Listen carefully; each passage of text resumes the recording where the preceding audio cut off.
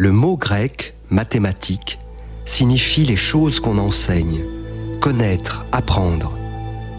Avant les Grecs, un peu de Babylone, un peu d'Égypte.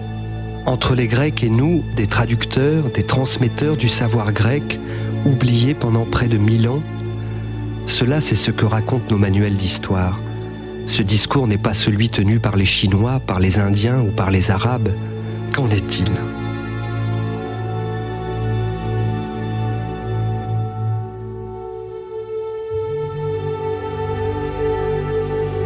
Il suffit que vous examiniez quelques chapitres ou quelques morceaux de science. Et là, vous vous apercevez par exemple que le chiffre est indien, que l'algorithme est arabe, que le papier date de l'époque perse et syriaque, et que la boussole est chinoise. Et vous voyez donc que si vous prenez un petit morceau de magnétisme ou d'électricité, vous allez tout d'un coup avoir une page qui contient les 5 ou 6 paternités.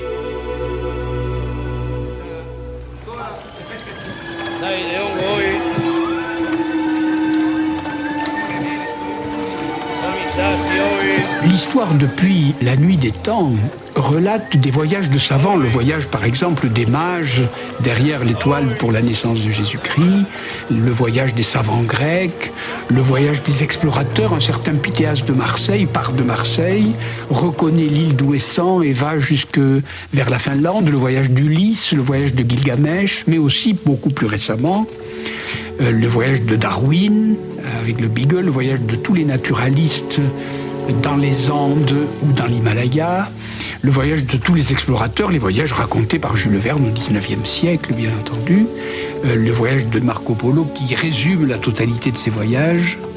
Marco Polo, pourquoi ? Parce qu'il passait dans les pays arabes, indiens, chinois, et il revenait. Et donc il traversait par la route de la soie ou une route équivalente l'ensemble des pays où justement toutes ces sciences se sont formées, qui par la suite ont donné lieu à ce que nous appelons aujourd'hui la science universelle. Venise, 1324. 1000 morceaux d'étoffe, 1000 couleurs, 1000 fils de soie forment ce tissu d'arlequin que porte un comédien sur les planches d'un théâtre forain où se joue une pièce de la Commedia dell'arte. C'est une carte faite de 1000 pays dont les bords tracent une route imaginaire, la route de la soie, la route de la science. La science a métissé le monde. Partout dans le monde, la science est la même aujourd'hui. Il n'en a pas toujours été ainsi. La science, les scientifiques, n'ont jamais cessé de voyager. Ils ont métissé la planète. L'immense mélange, l'immense brassage, l'immense métissage, comme ce costume d'arlequin fait de 1000 morceaux. Ce costume ressemble à un puzzle, il ressemble au monde. Il est la légende du monde.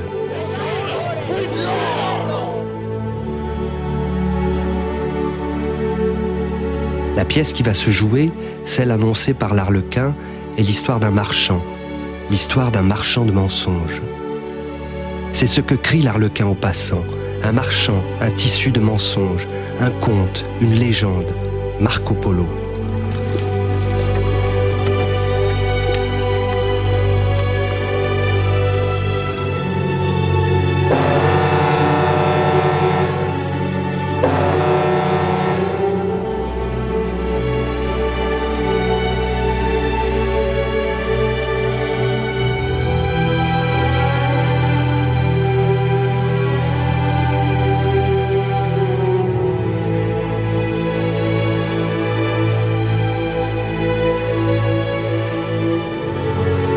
Voici la première carte du monde. L'Amérique est à l'extrême droite, l'Europe à l'extrême gauche.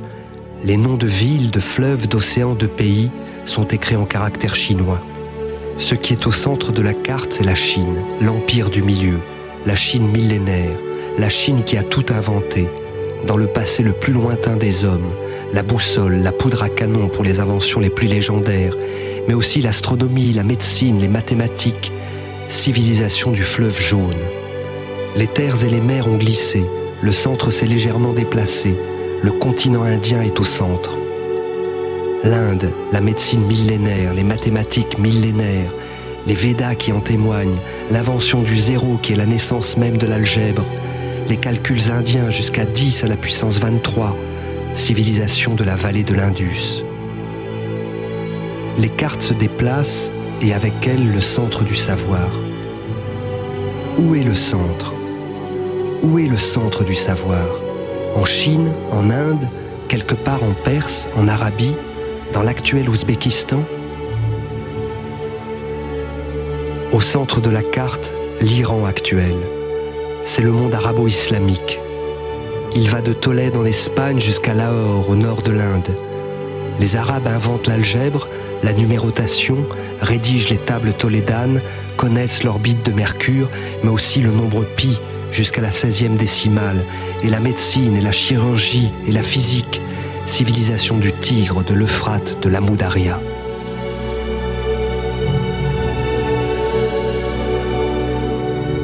L'immense puzzle est là sous nos yeux, flottant dans l'espace, la Terre tourne.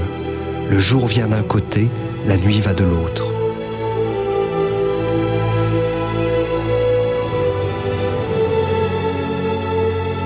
Du sud-ouest du Yémen au nord-est de la Mandchourie, de la mer Rouge aux sources du fleuve Amour, la route de la science emprunte la route de la soie, celle de Marco Polo. Du royaume de Saba à l'empire mandchou, voici le voyage qui nous emmène d'Arabie en Inde, puis en Chine. Le voilà le voyage qui raconte la légende des sciences. Il faut traverser l'Arabie et remonter le cours du temps, le cours des terres, prendre la route qui part vers Bagdad. Là, nous arrivons à une bifurcation. La fourche va vers l'Occident d'un côté, vers l'Orient de l'autre. Nous partons vers le soleil levant, voici Ispahan.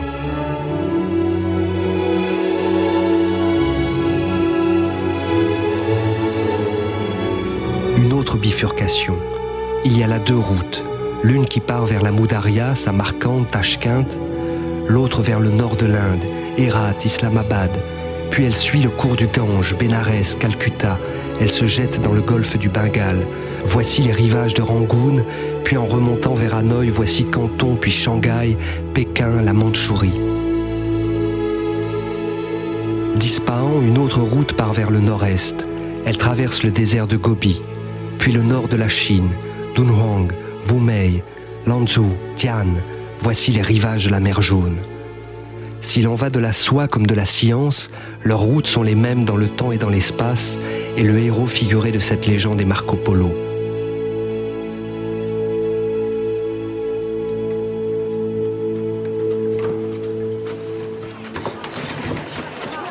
Voici une usine dans la banlieue d'Hangzhou, au sud de Shanghai.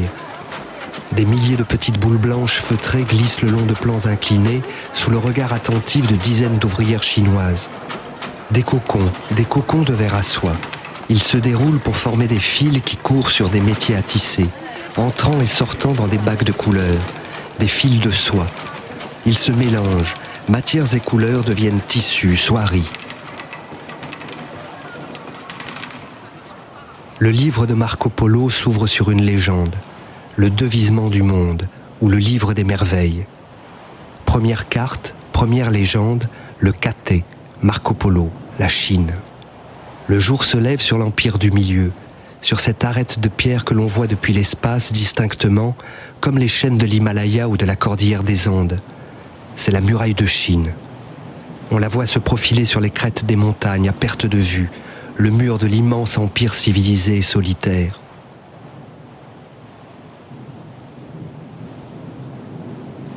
Le plus ancien pont à arches segmentaires connu dans l'histoire de toutes les civilisations est chinois. Le pont Anji de Lichun, à Zhaodian, dans la province de Hebei. Nous sommes en 610 après Jésus-Christ. L'eau coule emportant des jonques, des remorqueurs, sur cet affluent qui se jette dans le fleuve jaune, celui qui traverse la Chine jusqu'au Turkestan. L'eau, les canaux, l'hydraulique a toujours préoccupé les Chinois qui voulaient irriguer les terres sèches du nord et du nord-ouest de la Chine. En suivant les embarcations le long du fleuve, nous arrivons à une écluse. Les portes s'ouvrent et laissent passer l'eau, d'un niveau à un autre, de bas en haut, de haut en bas. Les Chinois ont inventé l'écluse.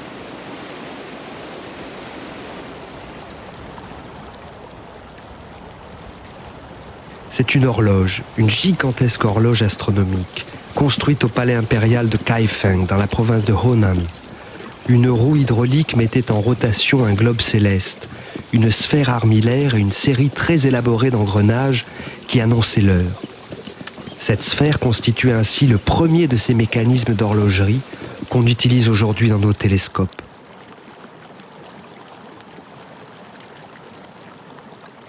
C'est une carte du ciel. Les étoiles y sont reliées par des traits qui forment des dessins, des constellations. Elle date de l'an 1000. Elle serait la reproduction d'une carte beaucoup plus ancienne, datant de 2000 ans avant notre ère. Ou cette carapace de tortue. Sur les cailles peintes, on distingue des points reliés par des traits. Il y a des caractères chinois près de chaque dessin formé, des noms de constellations. On peut reconnaître Orion ou la Grande Ourse. Sur les cailles de tortue, il y a le ciel chinois.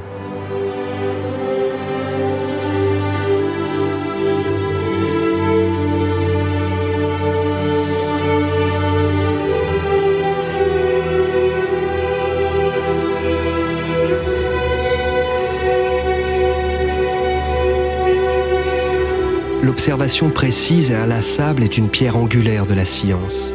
Les Chinois compilaient, notaient tous les événements qu'ils observaient dans le ciel, catalogue d'étoiles, de comètes, d'éclipses, de nébuleuses, de novas, longue liste d'objets célestes nommés de cette écriture verticale qui semble vouloir relier le ciel et la terre.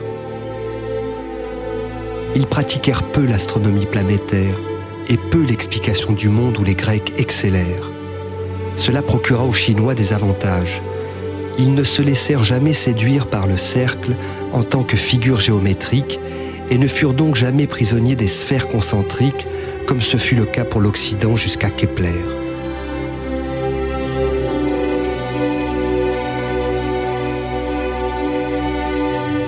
Les calculs faits à l'époque Tang au 8e siècle après Jésus-Christ avaient daté les événements anciens jusqu'à 100 millions d'années en arrière.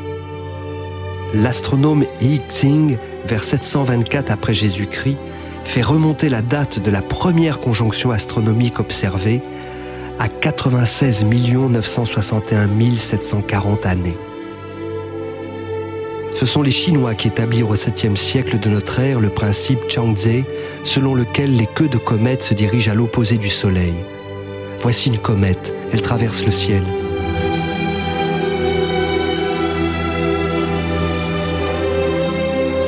Voici des gravures qui montrent un voyage, une expédition, dirigée par l'astronome du roi Nangongwei au 8e siècle de notre ère. L'étude d'un arc de méridien, mesure géodésique couvrant une ligne de près de 2500 km, s'étendant de l'Indochine jusqu'aux frontières de la Mongolie. Une route traverse cet arc de méridien, la route de la soie, la route prise par Marco Polo. Nous sommes au nord de la Chine, près des rives du fleuve Amour. Il y a des textes chinois, Hanhing, qui font état de la structure hexagonale des flocons de neige, 1300 ans avant Kepler en Occident. Quand nous cherchons le principe du processus de l'ensemencement des nuages, en comparant les cristaux de neige avec ceux des différents sels et minéraux, nous le trouvons dans les observations précises faites par Zhuxi au XIIe siècle de notre ère.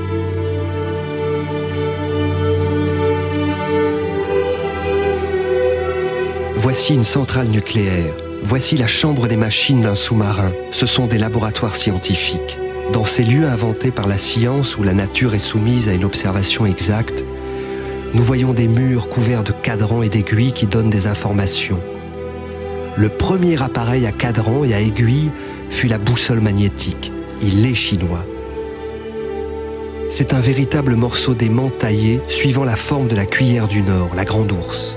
C'est la première boussole connue, 105 après Jésus-Christ. Les Grecs savaient que l'ambre, quand il est frotté, attire la paille et qu'une pierre qu'on trouve en Asie mineure, à Magnésie, ville de Turquie, attire le fer. Découverte chinoise, si loin de la Chine. Les Grecs ne donnaient aucune importance à de tels faits, qu'ils croyaient triviaux. Le ciel leur faisait une trop grande impression. Des petits morceaux de paille ou des fragments de fer ne pouvaient leur provoquer qu'un amusement sans conséquence, pas les Chinois. La science du ciel pour les Chinois commence par l'établissement de sa carte, cartographier le ciel. Le ciel pour eux était le modèle de la société chinoise. il s'agissait de reproduire le ciel sur la terre. Une étoile fixe, l'étoile polaire, l'empereur, et tout autour, tournant autour d'elle, autour de lui, des cercles d'étoiles mobiles, les castes de la société chinoise. Voici la polaire, voici les cercles. Qu'un événement vienne déranger cet aspect immuable du ciel, comète, éclipse, nova, et c'est le signe d'un événement qui aura lieu sur la Terre. Le ciel est en avance sur la Terre. L'observer nuit après nuit, c'est connaître l'avenir du monde, c'est connaître l'avenir de la Chine. Pour observer les étoiles nuit après nuit, il faut rester fixe, regarder longtemps la même région du ciel. Comment faire alors que la Terre tourne ? Tourner dans l'autre sens. Le télescope est fixé sur une monture qui permet de suivre le mouvement apparent des étoiles et qui donne en fait au télescope un mouvement très précisément inverse de celui de la rotation de la Terre. C'est ici, à Danfeng, littéralement au centre de la Chine, au centre du monde, que l'astronome Guo Shujing inventa ce mécanisme d'horlogerie qu'on utilise aujourd'hui dans nos télescopes, la monture équatoriale.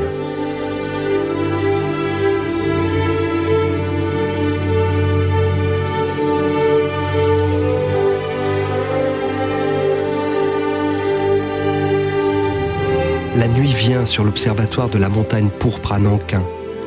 On reconnaît la Grande Ourse. La Grande Ourse, non.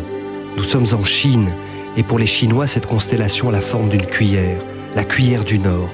Le manche de la cuillère indique le Sud.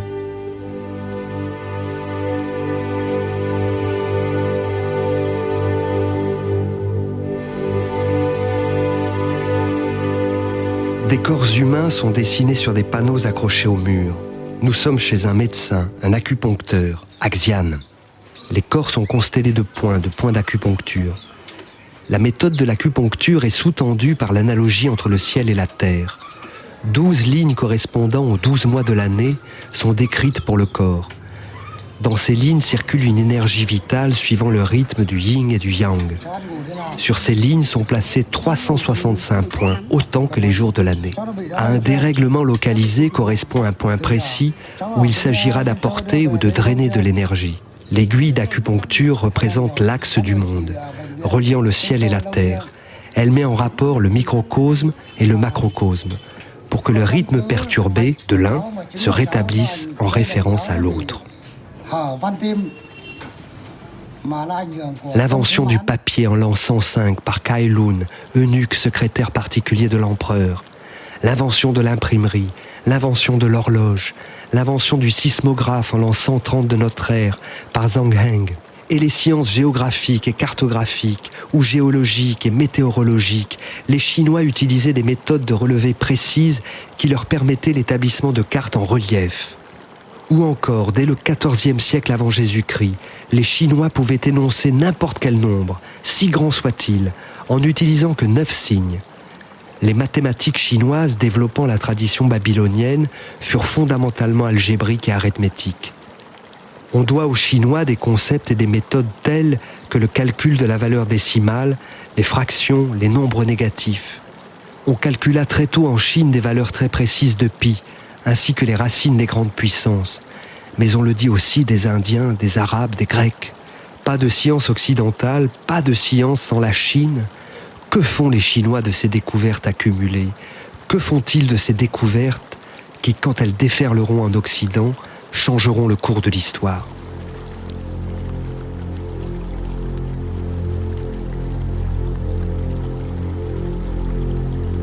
Et il faut imaginer, par exemple, ou représenter les grands fleuves du Grand Nord, comme le Mackenzie en Alaska ou l'Amour en Sibérie.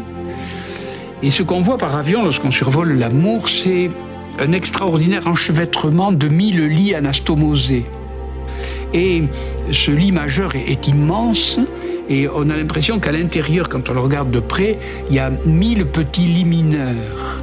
Et ils sont tellement encombrés de sable, de graves, de cailloux, de rochers, qu'on se demande si ça coule ou si ça coule pas. Et puis surtout, pendant l'hiver, où telle partie est gelée, ou au printemps est gelée le matin, dégelée à midi, regelée le soir, Et tout d'un coup, on s'aperçoit que le fleuve ne coule pas. Il ne coule pas, pourquoi? Parce qu'on a l'impression qu'il y a des poches d'eau qui sont arrêtées par des barrages. Et une belle question que se pose la science à un moment, c'est à quelles conditions tout se met à couler, c'est-à-dire tout se met à se fédérer. Vous voyez là qu'il y a un habit d'Arlequin, de petites poches d'eau et de petits barrages, et à un certain moment, il faut bien que l'eau trouve le chemin pour passer à travers tous ces barrages. Que ces barrages soient les graves, les sables, le gel, etc. Et c'est ça, couler. Et le mot couler, d'ailleurs, est un vieux mot latin, colare, qui veut dire filtrer. Alors, il y a des inventions ici, il y a des inventions là, il y a des idées relativement fécondes, il y a des trouvailles, mais ça ne coule pas encore. Le barrage l'a emporté sur le tronc majeur. Et tout d'un coup, la totalité de ces inventions, de ces trouvailles, de ces techniques, de ces objets, de ces façons de faire, se fédèrent ensemble, et à ce moment-là, coule ce grand fleuve. Et tout démarre. Tout d'un coup, le cours majeur se précipite, et c'est ça l'histoire des sciences.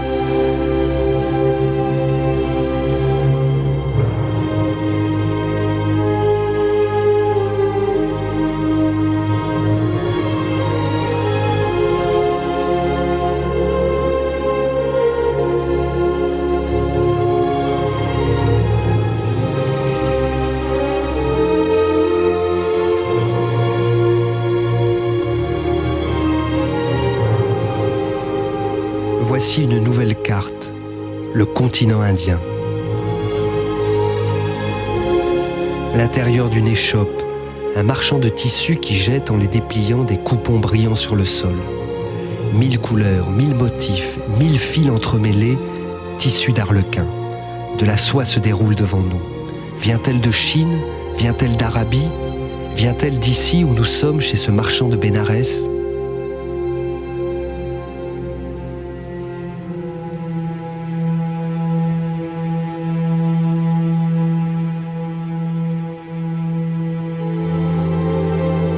Bénarès, XIIe siècle. Le soleil se lève sur le Gange. C'est un petit problème d'arithmétique tiré de la Lilavati, littéralement la gracieuse, l'arithmétique, de Bhaskara, mathématicien indien du XIIe siècle. D'un essaim d'abeilles, 1/5 des abeilles sont venues vers une fleur de lotus et 1/3 vers une fleur de bananier. Un nombre égal à 3 fois la différence entre ces deux chiffres. Ô belle aux yeux de gazelle, à voler vers un arbre kodaga à l'écorce amère, succédanée de quinquina. Une autre enfin se balançant erre çà et là dans les airs, attirée en même temps par le délicieux parfum du jasmin et du pandanus. Dis-moi, ô ma charmante, quel est le nombre des abeilles? Appelons X le nombre des abeilles. X égale X sur 5 plus X sur 3 plus 3X fois 1 sur 3 moins 1 sur 5 plus 1. En réduisant les fractions à un dénominateur commun, on obtient X égale 3X sur 15 plus 5X sur 15 plus 3X fois 5 sur 15 moins 3 sur 15 plus 1. X égale donc 15. Bhaskara compare sa Lilavati, sa gracieuse, son arithmétique, à une femme parée de toutes les beautés de la yati, mot qui signifie à la fois un noble lignage et aussi la réduction des fractions au dénominateur commun. L'algèbre indienne.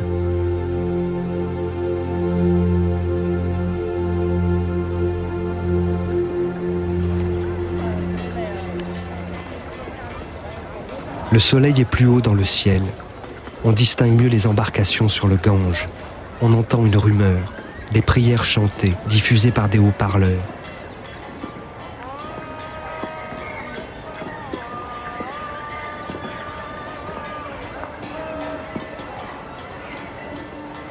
Dans le ciel derrière les cerfs-volants, une statue de Shiva est apparue. Nous voyons son corps tout entier. Le corps, Tanu, la terre, la lune, sont des mots pour dire le chiffre 1. Nous voyons ses yeux, Nayana, ses bras, Bahu, ses chevilles. Yeux, bras, chevilles sont les nombres du chiffre 2. Ani, le feu, désigne le nombre 3, parce qu'il y a 3 feux rituels dans les Védas, les textes les plus anciens de l'Inde. Sur le front de Shiva, il y a un troisième œil, légende du chiffre 3. Et pour 4 cerfs-volants, les Indiens diront l'océan, les 4 points cardinaux, et 5 pour les éléments, et 6 pour les parties du corps. Adri, la montagne, désigne le nombre 7, parce qu'il y a 7 montagnes en Inde, et 8 sera l'éléphant ou le serpent, et 9 les planètes, les 9 chiffres.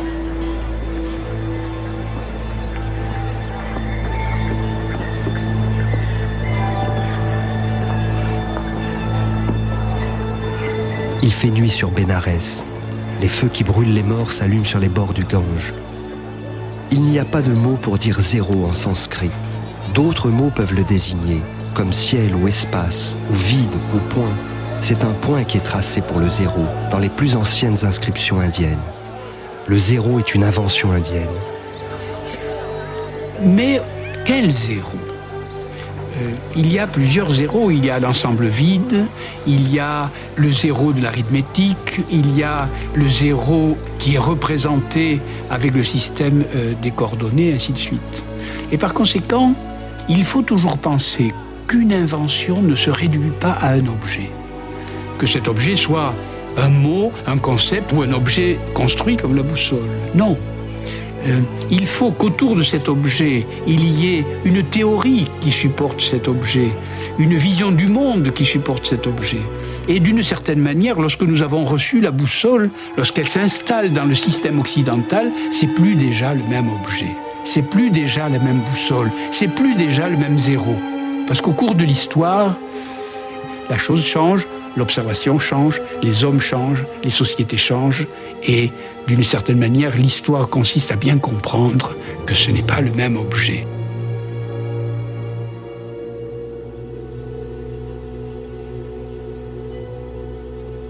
Gracieuse, œil, bras, feu, montagne, terre, lune, ciel, espace, voilà des mots, voilà des nombres, voilà de l'arithmétique, des mathématiques, de l'astronomie. Pas de chiffres, pas de graphiques dans la science indienne, mais des images littéraires, des métaphores, un jeu illimité de synonymies qui caractérise la langue sanskrite. De la poésie, dirions-nous en Occident.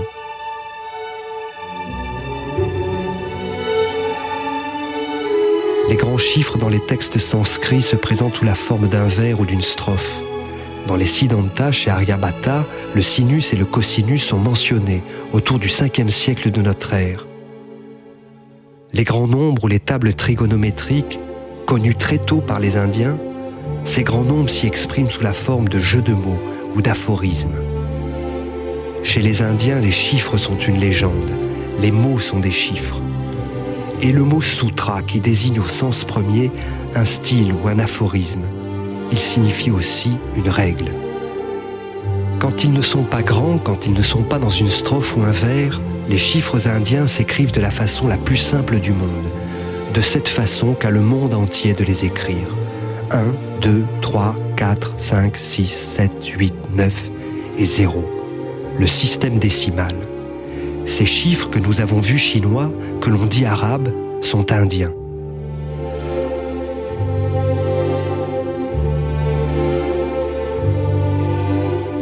Les Indiens disposaient de mots spécifiques pour compter jusqu'à 10 puissance 12, ou 1 million de millions. Et cela pouvait même aller jusqu'à 10 puissance 23, et même 53. Les barques du Gange, les abeilles du figuier, les cerfs-volants de papier sont des images, ce sont des légendes. Ce sont les légendes pour l'algèbre, pour la trigonométrie, pour le zéro, pour l'arithmétique.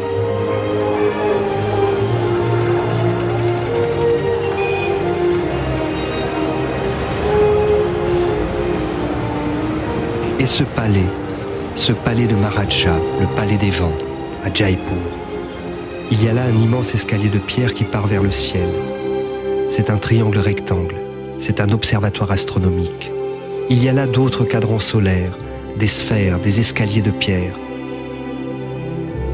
Ajoutez 4 à 100, multiplié par 8, ajoutez encore 62 000. On a ainsi une valeur approchée, asana, de la circonférence d'un cercle dont le diamètre est de 2 myriades.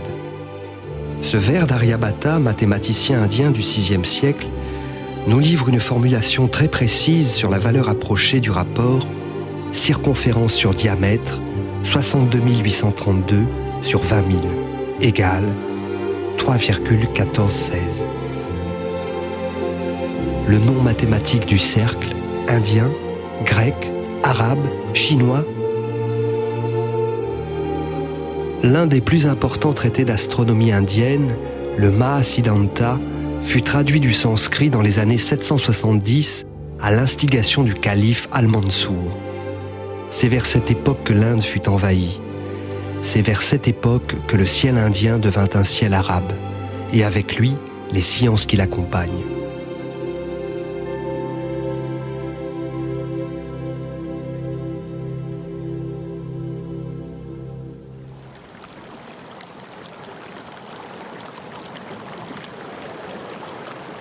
Voici l'Indus qui traverse toute l'Inde.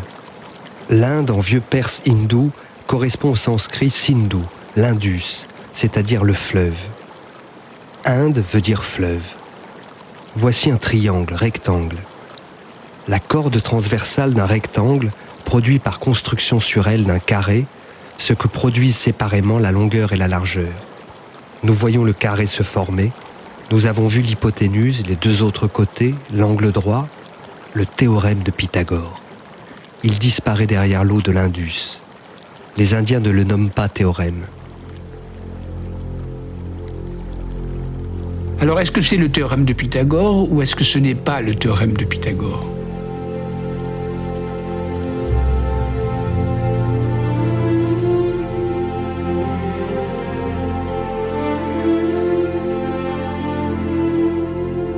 Ce théorème-là, il est découvert parce qu'il y avait des théorèmes avant lui.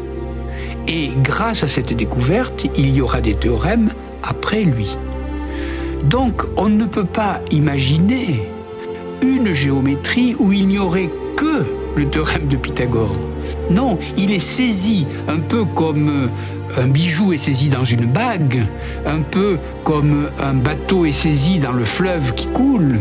Il est saisi dans tout un processus qui le précède et qui le suit dans sa démonstration.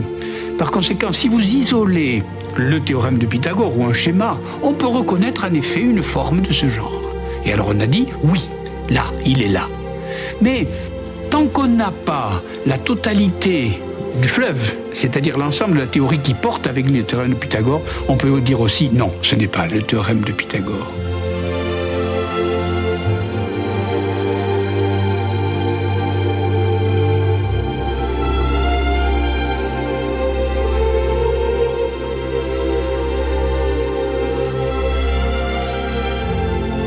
C'est une autre carte, une autre légende, un autre monde. Son centre, l'Arabie, la Turquie, l'Iran, l'Ouzbékistan, le Pakistan, le monde arabo-islamique. Zénith et Nadir, mots arabes qui nous disent le haut et le bas du ciel, le haut et le bas du monde.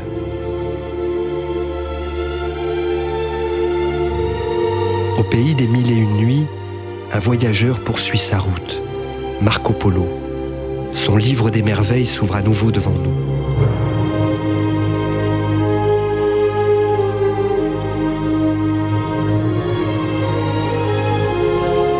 Les Arabes, fils du désert, dont les maisons sont faites de sable et d'étoiles.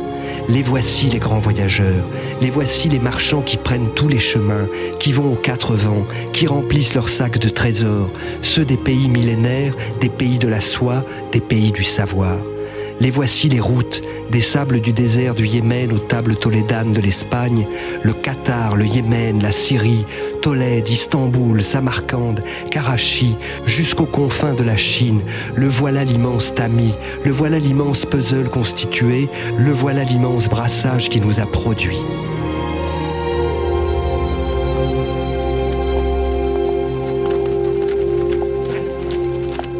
Les Arabes, intermédiaires entre l'Orient et l'Occident, les Arabes marchands d'épices, de soieries, de connaissances, grecques, indiennes, chinoises. Partons, nous allons voir.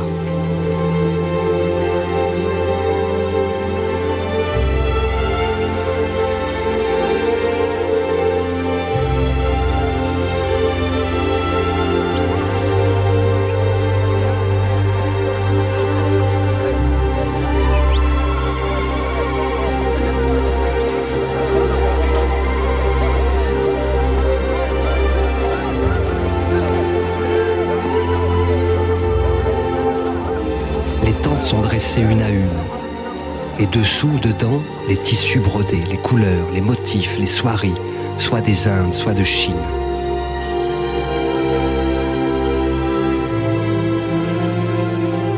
Le ciel est constellé d'étoiles. Akernar, de l'arabe Akerennar, le bout du fleuve, la dernière étoile du fleuve, Éridan. Bételgeuse, de l'arabe Ibn al-Jawza, l'aisselle d'Orion. Deneb, de l'arabe Denebe de Djidje, la queue de la poule, du cygne. Enif, de l'arabe Enfalfaras, le naseau de cheval, c'est-à-dire de Pégase. Fomayou, de l'arabe Fomalhout, la bouche du poisson. Rastaban, de l'arabe Rasat Touban, la tête du dragon. Altaïr, de l'arabe An-Nassar Altaïr, le vautour volant. Aldébaran, de l'arabe Aldabaran, qui suit derrière, les Pléiades. Là, au-dessus du désert, le ciel parle la langue de ces caravaniers endormis sous les larges tissus qui les séparent des étoiles. Le ciel, arabe,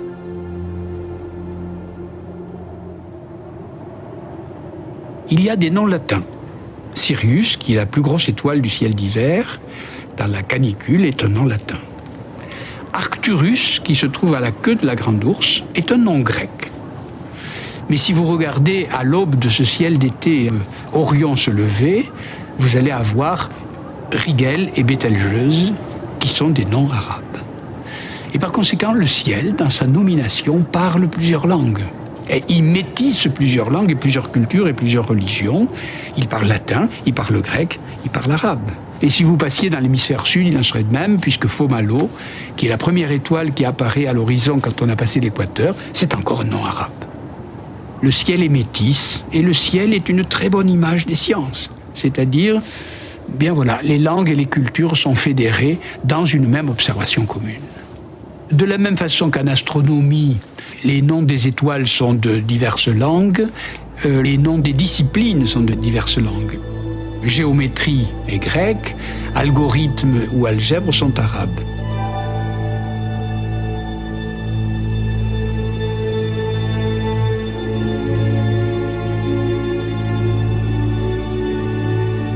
Algorithme, système de l'arithmétique décimale, vient du nom d'un des plus grands mathématiciens iraniens de langue arabe, Al-Khwarizmi.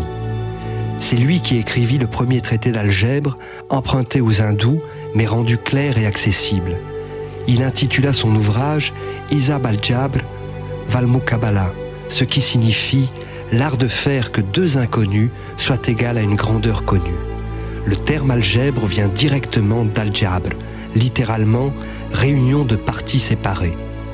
Il signifie aussi « celui qui réduit des fractures ». Nos chiffres arabes sont dits indiens chez les Arabes. 0 se dit chiffre en arabe, sifr, littéralement objet vide. Traduit en latin, il prendra le nom de vent, zéphyr. Zéphiro deviendra 0. Voici une carte du monde. L'empire byzantin va de la Grèce à l'Égypte, couvrant tout le croissant fertile, et vers l'est, l'empire perse qui va jusqu'en Inde. Vers 630 de notre ère, un peuple parti du désert d'Arabie se met à remplir les terres, vers l'ouest jusqu'en Espagne, vers l'est jusqu'en Inde et au-delà.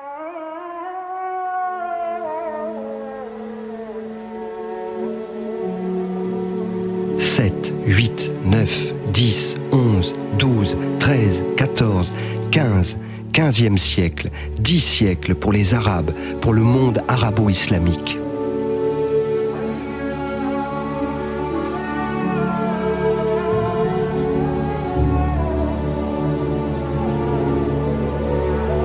L'un des plus célèbres de ses traducteurs était Hunayn.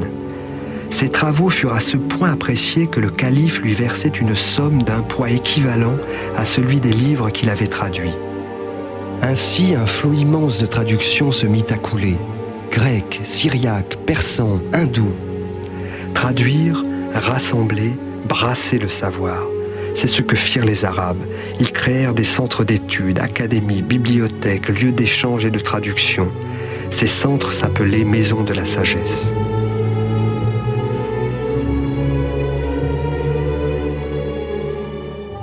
partir d'une traduction, une idée brille, une idée explose, une idée se développe.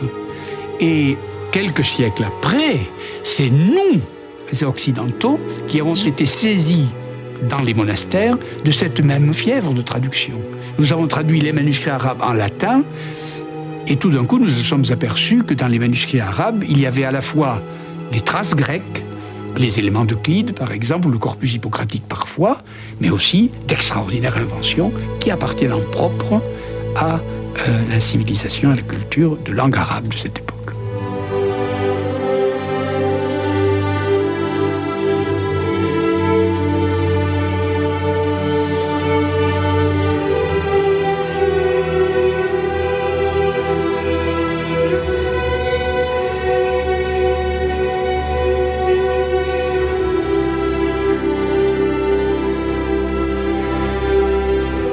Dans le très haut Moyen-Âge, vers le 5e, 6e siècle après Jésus-Christ, à la fermeture de l'école d'Athènes par Proclus, qui était un commentateur d'Euclide, on assiste à un grand voyage de tous les savants grecs vers l'Est. On a l'impression qu'au moment de la décadence de la civilisation grecque, il y a une sorte de, comme on dit maintenant, une fuite des cerveaux. Et partant vers l'Est, ils vont vers ce qu'on appelle maintenant le Moyen-Orient, ils vont jusqu'à Bagdad. Et là, se fait une rencontre tout à fait extraordinaire, et Bagdad est en effet un centre absolument étincelant pendant 2 siècles. Pourquoi ? Parce que là se rencontrent les Grecs sur le vieux chemin de la conquête d'Alexandre, puisqu'Alexandre est déjà passé là et laisse beaucoup de traces, y compris scientifiques. Ensuite, avec les Perses, parce qu'il y a là un vieux fond de sciences perses. Et ensuite, venant de l'Est, tout l'apport de la civilisation indienne. Et tout d'un coup, à Bagdad, métissage extraordinaire entre la science grecque, la science perse et la science hindoue. Et ce métissage dure 1 siècle et demi, pas plus. Pourquoi ? Parce que quelques années après, quelques dizaines d'années après, arrive le flot immense de la conquête arabe. 4e métissage, la science arabe va arriver là. Des peuples issus des Bédouins du désert, petites tribus peu importantes au début de l'hégire, a une explosion extraordinaire et va occuper tout l'ancien monde habité de l'Antiquité. Et nouvelle Ante, comme on dit la prune d'Ante, nouveau greffon, il va y avoir tout d'un coup à Bagdad 4 sciences, la grecque, la perse, l'arabe qui vient d'arriver et l'hindou, qui vont réunir là leurs 4 confluents pour faire un fleuve gigantesque.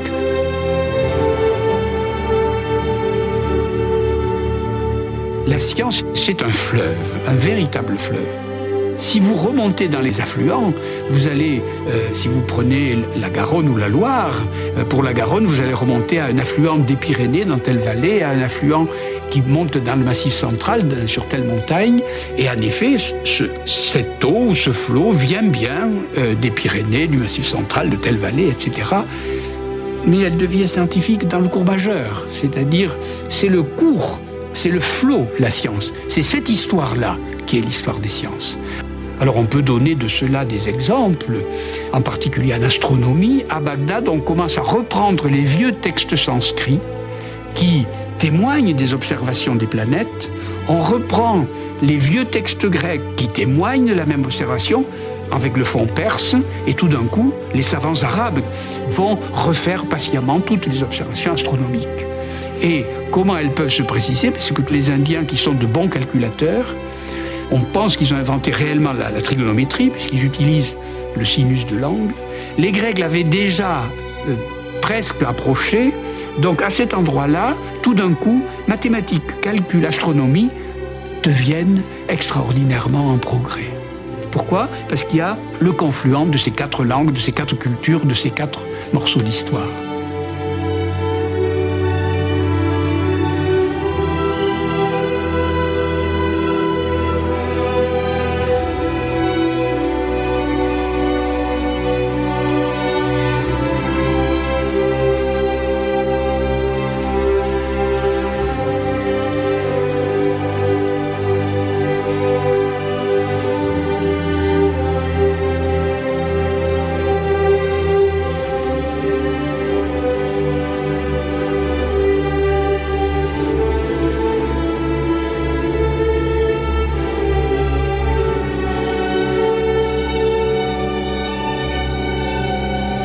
même problème est posé quelquefois pendant plusieurs dizaines d'années, voire plusieurs siècles.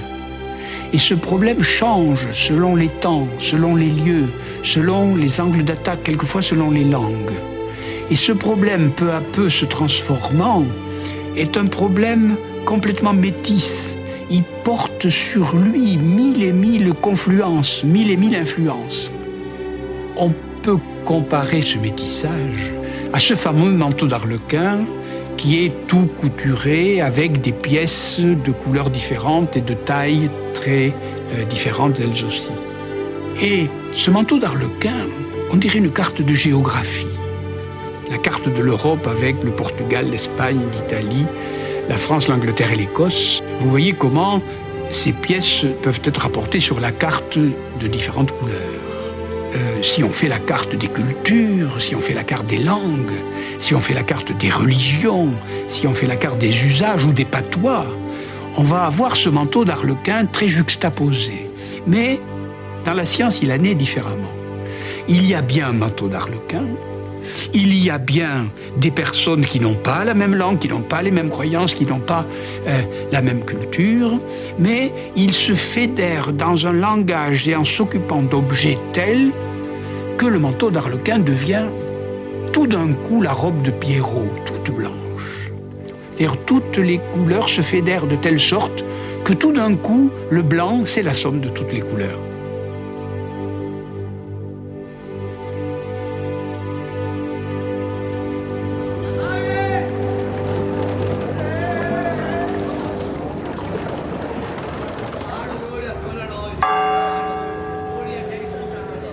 L'Europe a reçu le livre de Marco Polo avec enthousiasme.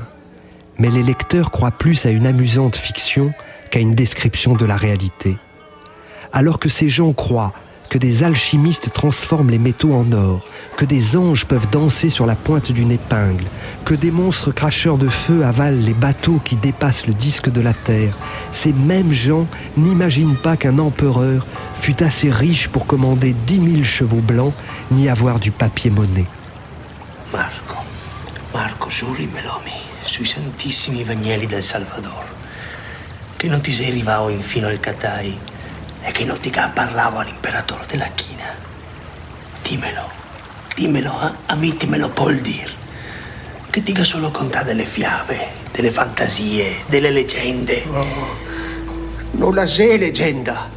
No, non le sei fiabe, non le sei bugie.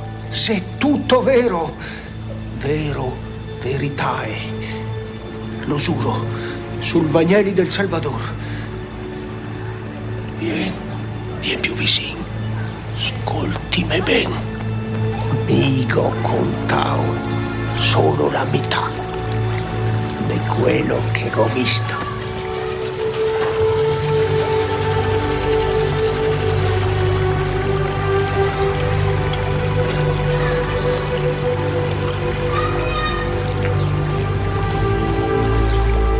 Ce voyageur merveilleux nous laisse en mourant un livre des merveilles.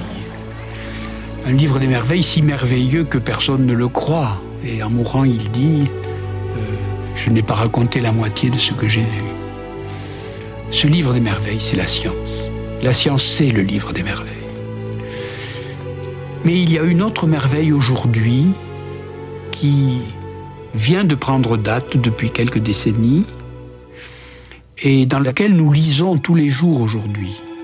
C'est cette espèce d'immense réseau de communication qui couvre la planète et qui fait que nous pouvons nous connecter à n'importe quelle bibliothèque et à n'importe quel serveur du monde entier.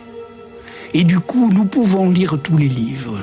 Nous avons chez nous le livre des merveilles, qui est le livre de tous les livres, qui est précisément cette connexion en temps réel que nous pouvons avoir avec la totalité des informations déposées dans divers centres. Et ce livre-là, nous pouvons le lire pourquoi ? Eh bien parce que peut-être nous sommes arrivés à la fin des voyages. Autrefois, il fallait prendre son bâton de pèlerin et aller vers les centres du savoir. Il fallait que j'aille à Paris, qu'un autre aille à Stanford, qu'un autre, bien autrefois, aille à Pékin, Samarcande, Bagdad ou le Caire. Tandis que maintenant, le savoir vient à nous. Nous allions vers le savoir vient à nous. Et ça, c'est un voyage tout différent de tous les voyages dont nous avons raconté l'histoire. C'est pas l'homme qui se déplace, c'est le savoir qui se déplace vers l'homme.